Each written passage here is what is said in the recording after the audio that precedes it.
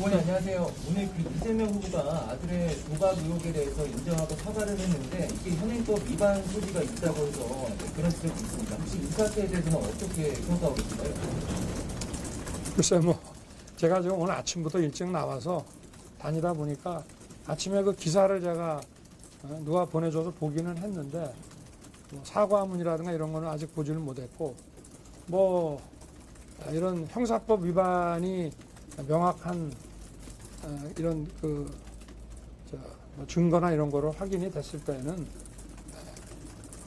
이렇게 정치인으로서 국민들께 이런 죄송한 마음을 표현하는 것은 당연한 도리라고 저는 생각합니다.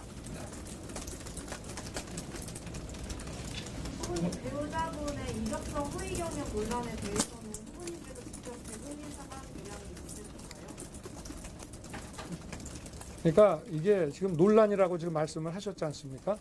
그러니까 오래된 일이라서 좀 그 진상을 확인하는데 좀 시간이 좀 걸리고요. 다만 이것이 어떤 식으로 결론이 났더라도 지금 제 그 안에도 오래전 얘기들을 좀 파악을 하고 있는 것 같습니다. 왜냐하면 그 경력이라는 게 이제 저거 아니겠습니까? 그 게임 그 산업협회. 그런데 그게 제가 어제 들어가서 얘기 들어본 상황으로는 아마 그 민주당에서는 2004년에 법인화가 됐는데 어떻게 이사를 2002년부터 하냐 이런 얘기들이 있었는데 그 법인화가 되기 훨씬 전인 그 2000년부터도 그게 연합회 형태로 해서 그 사단으로서 아직 법인화 되기 전에도 존재해 왔고 또 거기 있는 분들도 알고 있었고 그리고 그 이사라고 하는 것이 이런 비상근 이런 것이 무보수 비상근 이사라고 하는 거는 우리가 다양하게 법인이 아니어도 얼마든지 있을 수 있고 또 법인에도 등기 이사만 있는 것이 아니라 다양한 형태가 있기 때문에 이것이 어느 정도가 관행이고 또 어느 정도가 허용할 수 없는 건지는 좀 워낙 오래된 일이나 좀 파악을 해야 될 것 같습니다.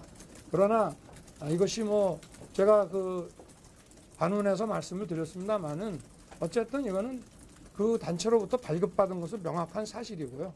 그리고 처음부터도 무슨 어떤 상근하는 민주당에서는 전략기획팀 기획이사였다. 또 오늘 아침 신문 사설에서는 기획팀 이사였다 하는데 그런 부서 지정 자체는 아예 없고요. 그 재직 증명서에도 그거는 좀 사실과 다릅니다.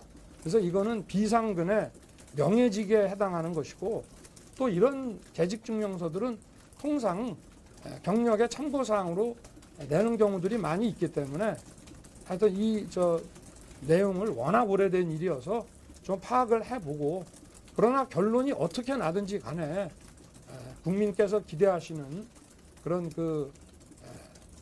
눈높이와 그 수준의 미흡한 점에 대해서는 제처나 그 부분에 대해서는 국민께 사과를 나중에 드린다, 지금 드린다가 아니라 국민께 늘 죄송한 마음을 가지고 있고요.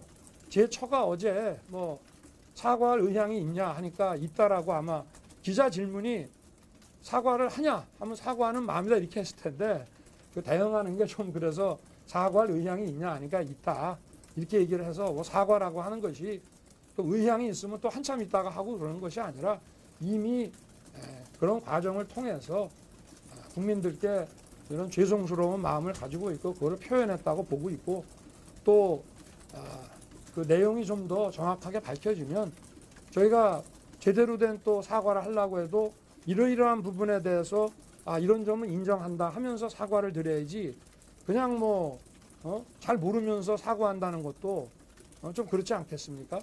그리고 지금 민주당에서 하는 이 공세 중에 저희가 국민에게는 어떠한 비판도 다 겸허하게 받아들이지만 또 과도한 정치 공세에 대해서는 또 이거는 이렇고 저건 저렇고 하는 부분을 소상히 또 설명을 드려야 되니까 그 부분은 좀 마음은 하여튼 그렇습니다. 국민께 어떠한 결론이 있더라도 어쨌든 공세의 빌미라도 준 것 자체가 그거는 잘못됐다고 저는 생각합니다. 그리고 그 실제 내용에 대해서는 저희들이 좀 더 확인을 해보고 그렇게 해서 하여튼 뭐 국민들께는 죄송한 마음을 가지고 있습니다. 네.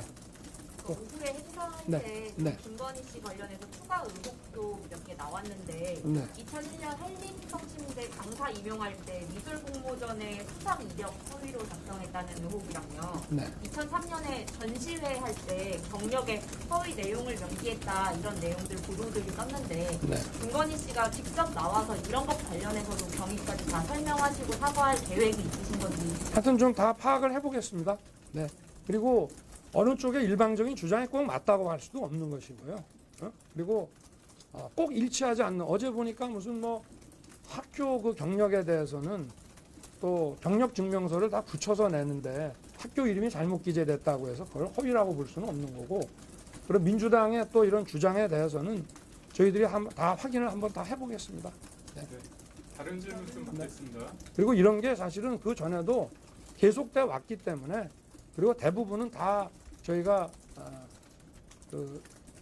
그것이 전체적으로는 사실이 아니다라고 하는 것을 쭉 설명을 해 왔던 것들입니다. 그 연장선상에 있는 것이고, 그러나 어찌 됐든 간에 대통령 후보의 아내에 대해서 본인은 십수년 전에 사인으로서 자기가 뭐 관행에 따라서 했다 하더라도 현재의 위치는 국민들께서 국가 최고 지도자가 되려고 하는 사람의 부인에게 요구하는 윤리적 기준이기 때문에 그거를 충족시키지 못한 부분에 대해서는 어떤 결론이 나오든지 간에 국민께는 늘 죄송한 마음입니다. 네.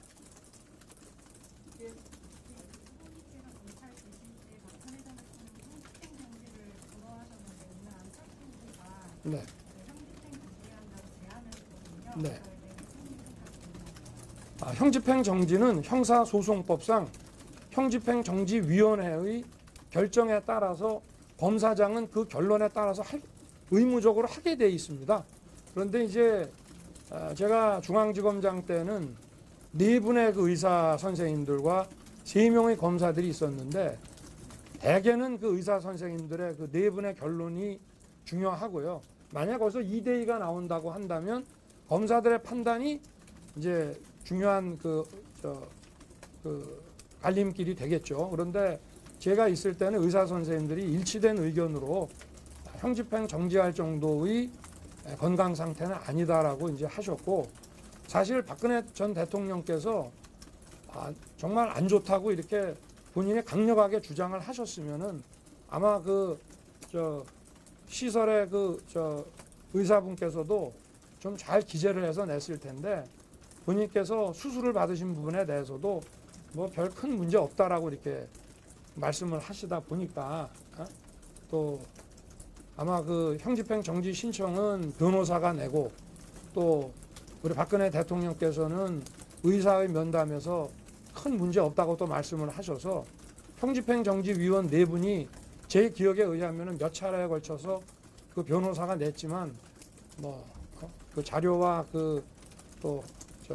우리 박근혜 전 대통령님의 그 말씀하고 이런 거를 다 고려해가지고 그때는 그런 결론이 났기 때문에 검사장으로서도 다른 방법을 선택할 수는 없었습니다.